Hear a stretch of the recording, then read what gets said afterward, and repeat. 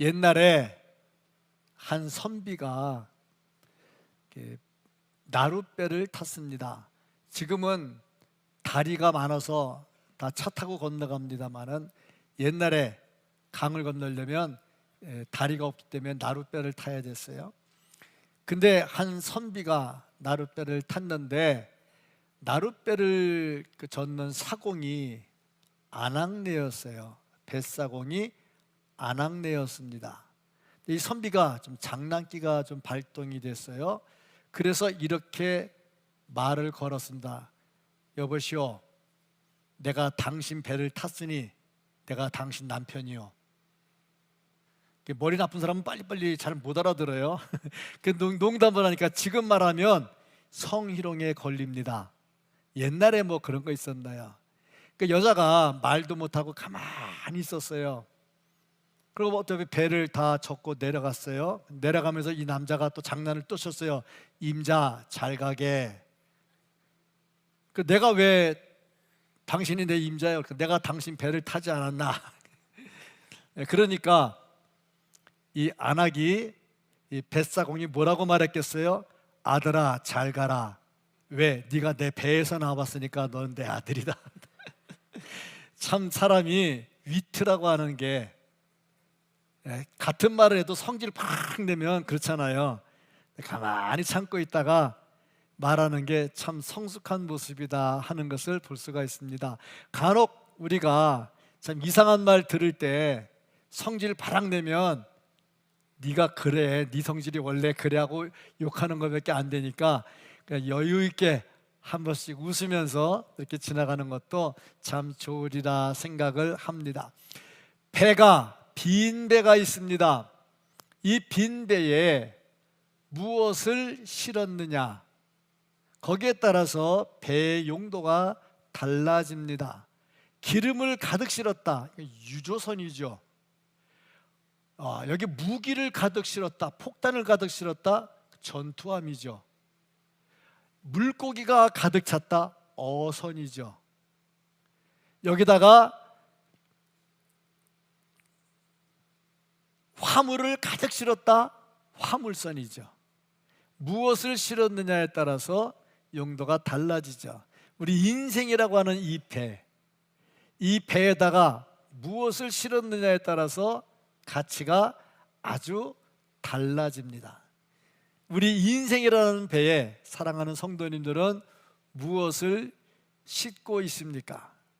오늘 말씀을 보면 베드로, 안드레, 야고보, 요한이 물고기를 잡으러 배를 탔지요. 배를 타고 나가서 물고기를 잡으려고 했는데 한 마리도 잡지를 못했습니다. 이런 배를 빈 배라고 말을 합니다. 빈 배, 고기를 잡아야 될 배가 빈 배로 돌아오면 얼마나 마음이 허전하겠는가. 그런데 나중에 그 배에 예수님을 태웠습니다. 그로 인해서 만선의 기쁨을 누릴 수가 있었습니다. 예수님을 태우니까 삶이 달라지고 인생이 달라지는 것을 이 말씀에서 볼 수가 있습니다. 물론 마태복음 4장 18절부터 22절이나 마가복음 1장 16절부터 20절까지 말씀과 본문이 약간 차이가 나기는 해요. 이 본문에서 강조하고 있는 것이 뭐냐면 그물을 싣고 있었다 하는 겁니다. 이것은 무엇을 말하냐면 이제 끝났다 하는 거죠. 이제 끝났다, 남는 게 없다, 할 일이 없다 하는 거죠. 이것을 보면서 우리가 한 번 더 볼 게, 이 시대가 어떤 시대일까? 가득 차 있는 시대일까? 빈 배일까? 베드로가 그랬던 것처럼, 안드레가 그랬던 것처럼 열심히 했는데 빈 배로 있는가? 아니면 가득 차 있는가? 결론부터 말씀을 드리자면 인간적인 것으로 아무리 가득 차 있어도 예수님 없으면 빈 배고, 비록 빈 배라 할지라도 예수님 가득 차 있으면 만선이 되는 줄로 믿습니다.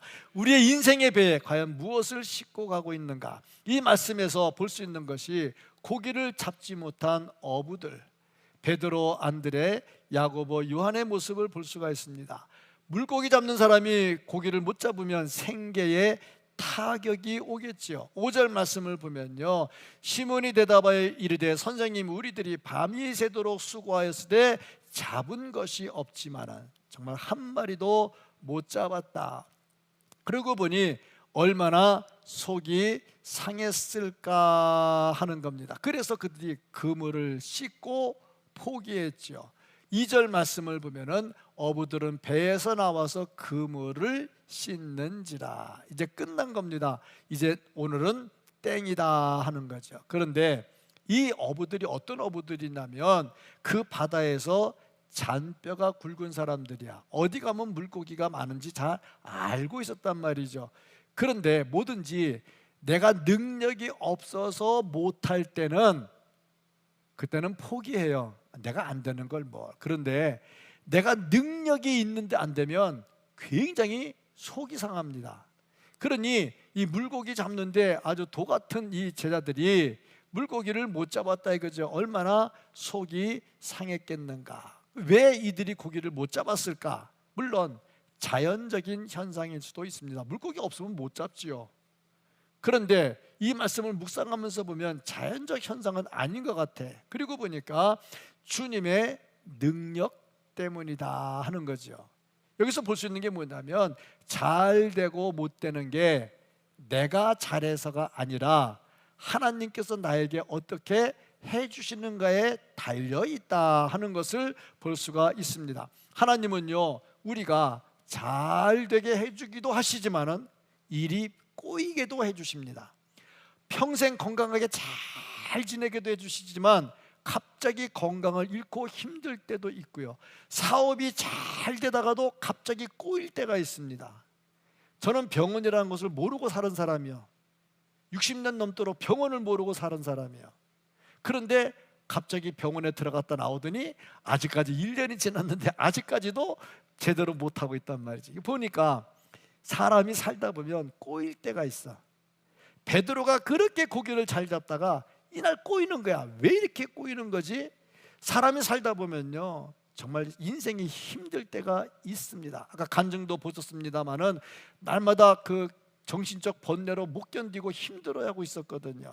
인생이 잘 가다가도 꼬일 때가 있었다. 이것은 주님께서 물고기를 딴 데로다 몰아버렸다 하는 거죠. 일이 꼬이게 만들었다는 거죠. 이렇게 주님께서는 우리를 이렇게 꼬아가지고 힘들게 만들 때가 있다. 그런데 이게 반드시 저주와 우리에게 진노만은 아니라는 겁니다. 왜냐? 이 꼬일 때 기회를 잘 선용하면 나중에 만선의 기쁨이 찾아오게 된다 하는 겁니다. 그러니까 제자들에게 물고기가 없었던 것은 단순히 저주가 아니라 주님께서 축복을 주시기 위한 기회였다 하는 것입니다. 그러니까 우리는 살다가 일이 꼬인다고 해도 낙심하지 말고 포기하지 말고 주님과 함께하면서 만선의 기쁨을 찾아갈 수 있기를 주님의 이름으로 축복합니다. 아멘. 그렇게 하려면 어떻게 해야 되느냐? 우리 인생의 배에 예수님을 반드시 태워야 되겠다 하는 겁니다. 베드로가 일이 잘 풀린 것이 언제부터였느냐? 빈 배에 예수님을 태우면서부터 시작이 되었다 하는 겁니다. 뭐든지 열심히 일한 다음에 결과가 좋으면 수고한 것이 하나도 피곤하지 않습니다. 지난번에 성탄절에 짜장면 대접을 한다고 이렇게 교수님하고 우리 권사님들이 열심히 했어요. 그런데 열심히 봉사해서 나는 생각할 때 힘들겠다, 피곤하겠다, 오늘 진짜 고생 많이 했다. 그래서 전화를 했어요. 권사님 오늘 너무 수고 많이 하셨어요. 그때 막 흥분해가지고 좋아가지고. 왜? 자기가 이렇게 봉사하면서 기쁜 적이 없었던 거야. 피곤한 게 없는 거지. 뭐든지 잘 되면 피곤하지 않아. 바자회 때 열심히 했는데 남는 게 꽝이야. 그러면 피곤해. 괜히 헛했네. 다음에 바자회 때 하지 말까 그런 마음이 들어. 근데 생각보다 많이 남으면 기뻐가지고 다음에 또 해야지 뭐 할까 막 생각이 막 되거든요. 군대에 있을 때 연대장님이 운동을 참 좋아했는데 권투 시합을 좋아했어요. 그 체육대회 하면 꼭 체육대회에 권투 시합을 꼭 집어넣어요. 근데 권투 시합을 하는데 전부 다 아마추어잖아. 그러면 그 3분, 한 3라운드나 4라운드 하면 끝나요. 3분도 길어. 뭐 2분 30초, 뭐 3라운드, 4라운드 끝나는데 두 친구가 이제 붙었는데 4라운드까지 갈 때 무승부가 됐어. 4라운드 갈 때까지 무승부가 되니까 자, 심판이 어떻게 할까요? 어떤 연대장 한 번 더 해. 5라운드가 됐어요. 또 무승부가 됐어요. 한 라운드 더 해. 그래가지고 얼마를 했냐? 15라운드를 했어요. 15라운드는 프로 선수들도, 프로 권투 선수들도 하기 힘든 겁니다. 15라운드거든요. 그 15라운드를 했는데 그날 야외 특설 링이었거든요. 근데 보슬비가 왔다 안 왔다 해서 바닥이 약간 미끄러웠어. 이렇게 권투하다가 15라운드에 한 친구가 실수로 미끈하면서 중심을 잃었어. 그거를 한 사람이 딱 때려가지고 KO로 이겼어. 그래서 15라운드에 끝났어. 근데 다음 날 두 친구를 다 봤는데 이긴 친구는 하나도 아픈 데가 없어. 맞은 데가 없어. 진 친구는 오만 데가 다 아파. 이유가 뭘까? 마지막 한 방 더 맞은 것밖에 없어. 15라운드 동안 계속 같이 때렸어. 차이가 뭘까? 이긴 것과 진 것의 차이인 거야. 우리 인생도 이기면 마지막에 기뻐요. 근데 지면 마지막에 오만 데가 다 아파. 참 지지 말고 이기기를 축복합니다. 뭐든지 이기면 참 행복하죠. 근데 베드로가 고기를 못 잡았어. 얼마나 속상했을까. 저도 통영에서 목회할 때 낚시하러 몇 번 가봤어요. 제가 제일 싫어하는 게 낚시하고 바둑입니다.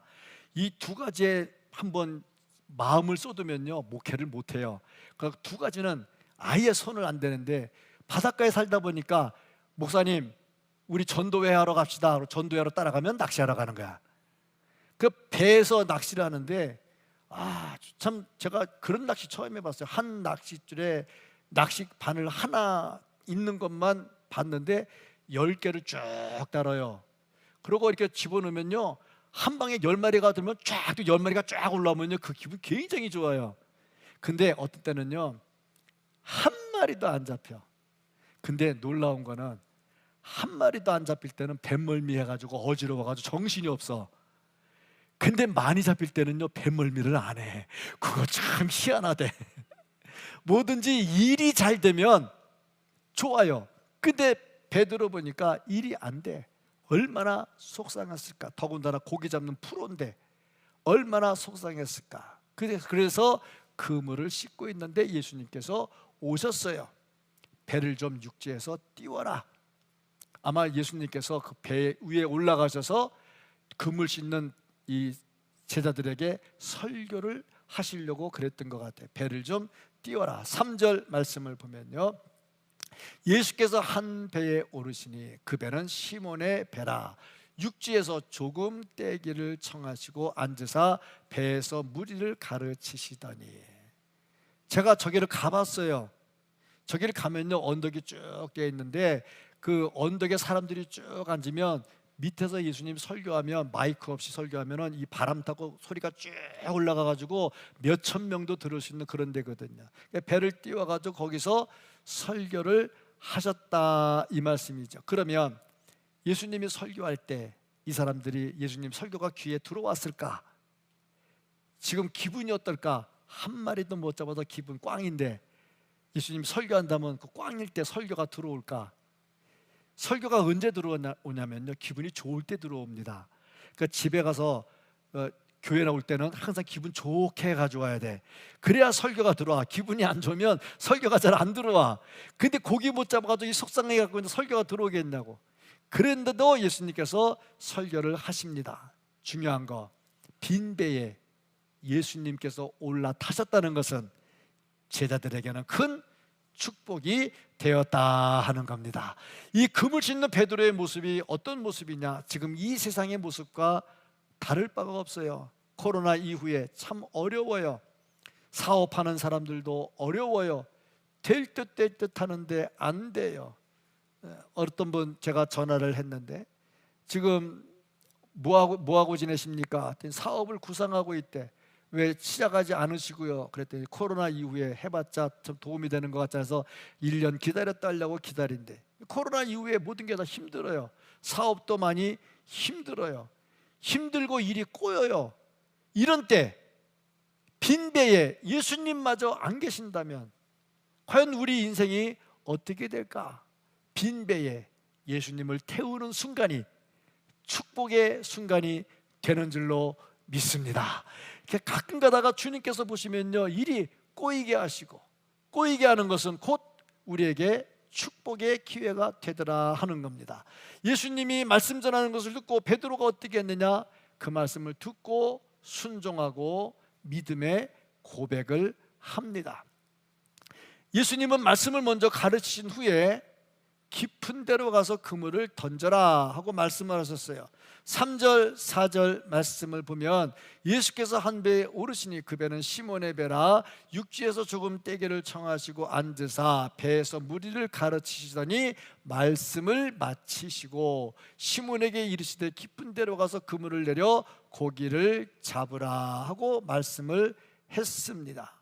참, 예수님께서 왜 이렇게 고기를 잡으라고 할 때에 먼저 그냥 야, 고기 못 잡았냐? 깊은 데 가서 던져봐. 그럼 고기 나올 거야. 그렇게 말씀하지 않으시고 먼저 말씀을 계속 가르치신 거야.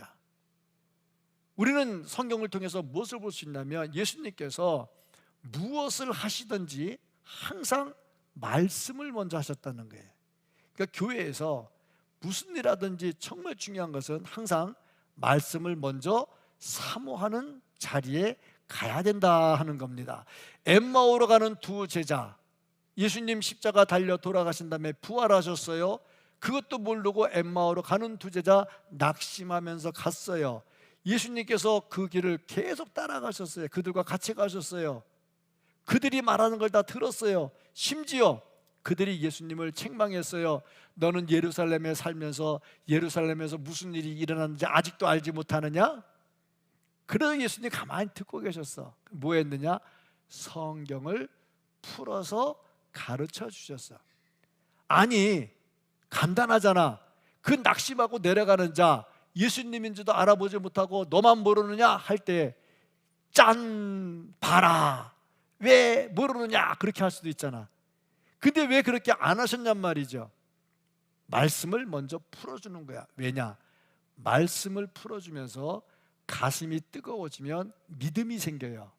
믿음이 생기면 역사가 일어납니다. 항상 그렇습니다. 병고침, 그냥 병고침, 약 병고침 받아라, 그거보다도 말씀을 풀어주는 동안에 마음이 막 뜨거워지고 막 낳고자 하는 강렬한 소망이 생겨 그때 안수할 때 역사들이 나타나는 거죠. 항상 그렇습니다. 말씀이 그만큼 중요하다 하는 거죠. 그래서 이 말씀을 듣고 베드로가 어떻게 했느냐? 순종했습니다. 말씀을 듣고 그대로 순종합니다. 5절 말씀을 보면 시몬이 대답하여 이르되 선생님, 우리들이 밤이 새도록 수고하였으되 잡은 것이 없지만은 말씀에 의지하여 내가 그물을 내리리이다 하고. 고기는 누가 잡습니까? 어부가 잡습니다. 어부는 누굽니까? 베드로입니다. 예수님은 누굽니까? 목수입니다. 아니, 어부가 고기 잡는데 왜 목수의 말을 듣습니까? 그런데 예수님이 하시는 말씀을 듣다 보니 마음이 막 뜨거워지는 거야. 마음이 뜨거워지니까 내가 금을 내리면 고기가 잡힐 것 같은 믿음이 막 생겨나는 거야. 그러니까 베드로가 그 말씀을 듣고 그대로 순종했습니다.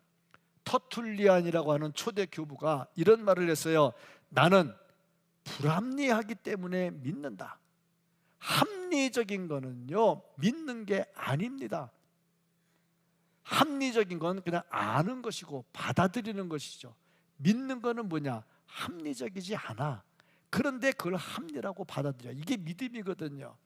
뿐만 아니라 파스칼이 이런 말을 했어요. 믿음이란 이성을 십자가에 못 박는 것이다. 이성, 이성적 사고가 없이 어떻게 삽니까?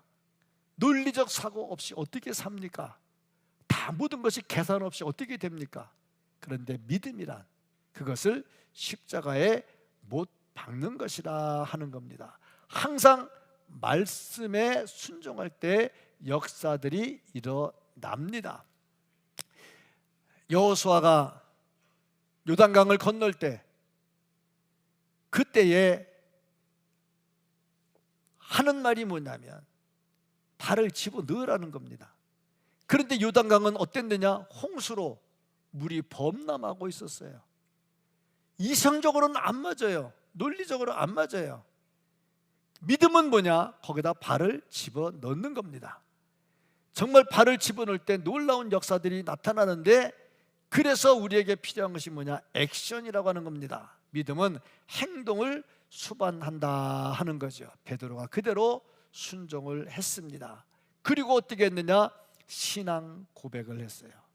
믿음의 고백을 합니다. 말씀에 의지해서 하겠다. 순종하니까 역사가 일어나지요. 예수님께서 맹인의 눈을 뜨게 하실 때 자, 눈 떠라 그렇게 말씀하지 않으시고 침을 뱉어서 진흙을 이겨가지고 눈에 바르고 그 다음에 실로암 못에 가서 씻으라. 그러면 이 사람 생각하기에 아니 예수님 고쳐줄 건데 그냥 눈 뜨게 해주시지 뭐 그냥 흙을 더군다나 침 뱉어가지고 흙을 발라가지고 뜨게 해주십니까? 가라고 닦으라고 하십니까? 그리고 안 가면 끝나는 거예요. 안 가면 끝나는 거예요. 어떻게 했느냐? 그냥 순종하고 가는 겁니다. 믿음은 액션입니다. 믿음은 행동을 수반하죠. 베드로가 깊은 데 가서 그물을 내려라 하는 예수님의 말씀을 듣고 에이 목수가 뭘 안다고, 그래서 내가 물고기는 전문가인데 이렇게 했다면 만선의 기쁨을 누릴 수가 없지요. 신앙으로 순종합니다. 그 다음에 베드로가 어떻게 했느냐? 믿음의 고백을 합니다. 말씀에 의지해서 그물을 내렸지요. 순종하는 자에게 역사가 일어났지요. 그로 인해서 예수님을 고백합니다. 기적을 체험한 후에 베드로의 태도 8절입니다. 8절 말씀, 시몬 베드로가 이를 보고 예수의 무릎 아래 엎드려 이르되 주여 나를 떠나소서 나는 죄인으로소이다 하니. 신앙 고백이 되는가? 자기 죄인이래. 아니 물고기 잡았다, 물고기 못 잡았다, 물고기 잡았는데 왜 죄인이란 말이 나와? 예수님의 설교를 듣고 물고기 잡고 그러고 보니까 이분이 진짜 뭔가 다른 분이라는 걸 아는 거죠. 그래서 그 주님을 만나서 주님 앞에 서서 나는 무능한 죄인이라는 것을 고백을 합니다. 이걸 보면 누구든지 예수님 앞에 서면 작아집니다. 예수 믿는다고 하면서 아직까지 내가 크다고 생각하는 사람이 있으면 예수님이 아직 내 배에 들어오지 않은 거죠. 내 인생의 배에 예수님이 들어오시면 내가 그렇게 초라해 보일 수가 없어. 굉장히 누추해 보여. 그러니까 이런 사람은 항상 겸손하게 살지요. 어디 가나 다 그렇습니다. 제가 지난번에 현역 별 2개짜리가 내 차 문 열어주고 나 태우면 문 닫아주고 격려 보셨다고 했는데, 그거는 나는 어쩌다 한번 겪은 건데, 서울에 있는 모 교회 가면 별 2개짜리가 하는 일이 뭐냐? 주차 요원으로 봉 들고 이거 하는 거야. 후라이게 들고. 그게 별 2개짜리, 현역 별 2개짜리가 하는 일이. 대통령 됐던 사람은 뭐였냐? 그 주차 위원장 해가지고 그 사람들 관리하고 있었어. 그러니까 예수님이 들어오시면 내가 그렇게 낮아지고 작아질 수밖에 없어. 그러니까 베드로가 주님 앞에서 자기의 신앙을 고백을 하는 거죠. 그러면 빈 배에 예수님을 태운 결과가 어떻게 됐느냐? 영적으로나 육적으로나 큰 변화가 일어나는데, 먼저 2배에 고기가 가득 차게 됐습니다. 6절 말씀을 보면요, 그렇게 하니 고기를 잡은 것이 힘이 많아 그물이 찢어지는지라. 얼마나 고기를 많이 잡았으면 고기가 찢어질 지경이 되었겠느냐. 그런데 보니까 자기만 이 고기를 가득 받은 게 아니라 7절 말씀을 보면 이에 다른 배에 있는 동무들에게 손짓하여 와서 도와달라 하니 그들이 와서 두 배의 채움에 잠기게 되었더라. 다른 배도 불러가지고 같이 채운 거예요. 내 인생에 예수님이 들어오면 나만 행복할 뿐 아니라 내 주변에 있는 사람들도 같이 행복해지는 역사가 일어나게 됩니다. 주님이 주시는 축복이라 이 말이죠. 빈 배에 예수님을 태우면요, 나도 살고 주변 사람도 같이 삽니다. 그러니까 내가 내 속에 예수님이 들어와 계시면 예수 안 믿는 내 가정의 식구들이 예수를 영접하게 되고, 내가 예수님으로 가득 차 있으면 내가 다니는 일터가 복된 곳이 돼서 그곳 사람들이 예수를 영접하게 되고, 내가 가는 곳에서마다 하나님의 놀라운 역사들이 일어나게 된다 하는 겁니다. 그리고 베드로가 빈 배에 예수님을 태우면서 나타난 또 하나가 뭐냐면 자신의 존재를 찾게 됐습니다. 내가 어떤 존재인가? 8절 말씀 다시 한번 보겠습니다. 시몬 베드로가 이를 보고 예수의 무릎 아래 엎드려 이르되 주여 나를 떠나소서 나는 죄인으로소이다 하니, 자기가 어떤 존재인가를 알게 되죠. 인류의 비극이 뭐냐? 자기가 어떤 존재인지 몰라. 소크라테스가 늘 말했죠.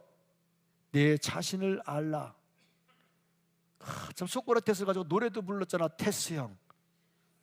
노래도 불렀잖아. 테스 형. 네.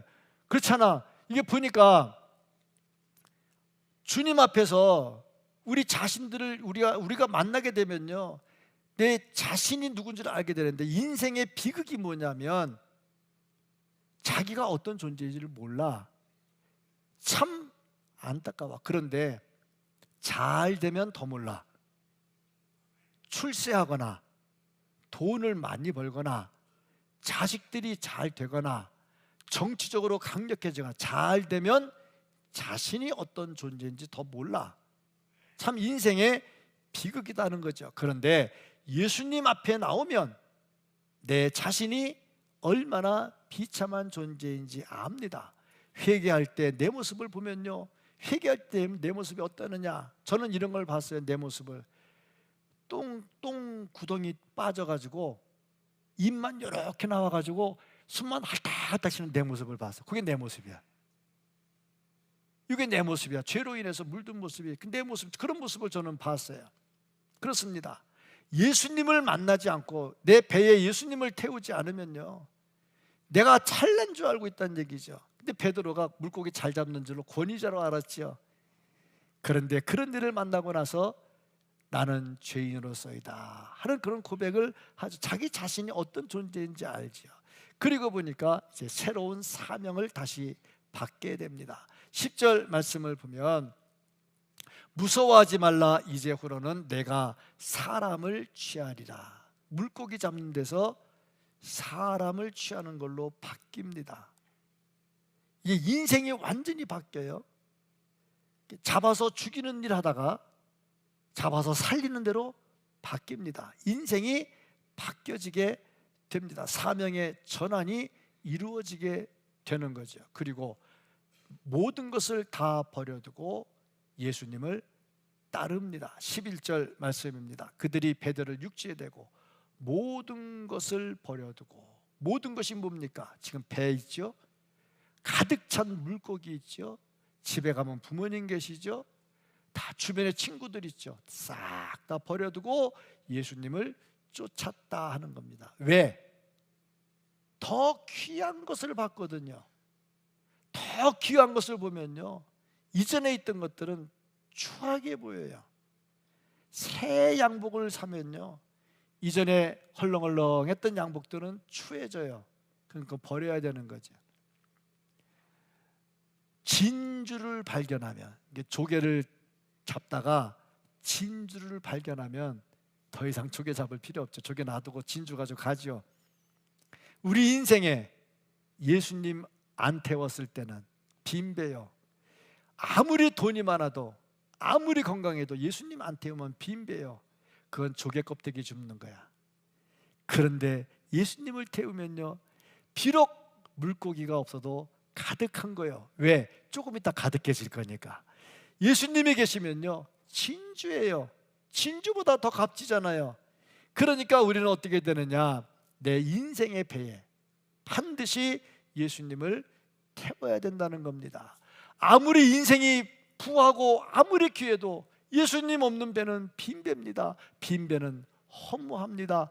인생이 허무할 수는 없잖아요. 예수님을 태워야 되겠지요. 고기를 못 잡아도 예수님을 태우면 큰 축복이 됩니다. 그러니까 우리는 이성에 맞지 않아도, 논리에 맞지 않아도 예수님을 따라야 됩니다. 내 인생의 배에 과연 예수님이 계시는가? 예수님으로 인해서 만선의 기쁨을 누리시고 이 만선의 기쁨을 세계 선교에 쏟아부어 가지고 우리 주변도 살아나는 그런 역사들이 일어날 수 있기를 예수님의 이름으로 축복합니다. 아멘. 사랑이 많으신 하나님 아버지, 감사합니다. 내 인생이 빈 배였는데 주님이 내 인생에 들어오셔서 내 마음속에 좌정하시고 내 인생을 인도해 주시니 감사합니다. 아버지 하나님이여, 빈 배에 예수님 타면 만선의 기쁨이 있다 했는데 이제 예수님으로 인해서 우리의 삶에 만선의 기쁨이 있기를 원합니다. 물질의 복을 더하여 주셔서 사업이 잘 되게 해주시고 직장이 안정되게 해주시고 우리의 청년들이 직장을 찾을 때에 주와 함께하면서 체험의 복이 있게 해주시기를 간절히 소원합니다. 주님을 내 인생의 배에 채웠을 때에 육신의 건강의 복도 임하기를 원합니다. 암덩어리가 녹아져 내려가는 역사도 있게 해주시고 수술 이후에 치료하는 광선으로 치료되는 역사가 있게 해주시고 류마티스 관절염도 치료되게 하시고 간도 치료되게 해주시고 쓸개도 치료되게 하시고 주요 허리도 치료되게 하시고 무릎도 치료되게 하여 주시옵소서. 정말로 주님 앞에 부르짖어 기도할 때에 놀라운 만선의 기쁨이 치료의 기쁨으로 나타나게 하여 주시옵소서. 간절히 소원하옵고 예수님의 이름으로 기도합니다. 아멘.